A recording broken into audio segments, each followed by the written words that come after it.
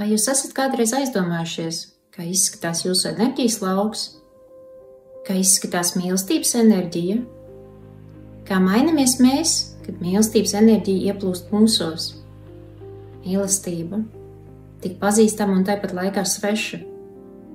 Reizēm liekas, tā ir tāda banāla skaņa, kas saistās ar nemieru, emocijām, vilšanos.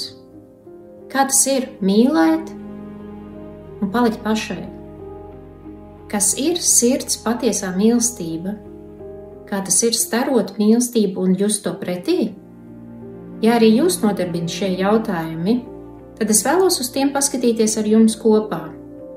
Mani sauc Ines Liepiņa, es redzu enerģijas un strādāju ar tām. Un šoreiz es vēlos kopā ar jums paskatīties uz mīlestības enerģiju.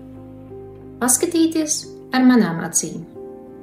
Tiekamies jau pavisam drīz 26. un 27. aprīlī spēka konferencē. Uz tikšanos!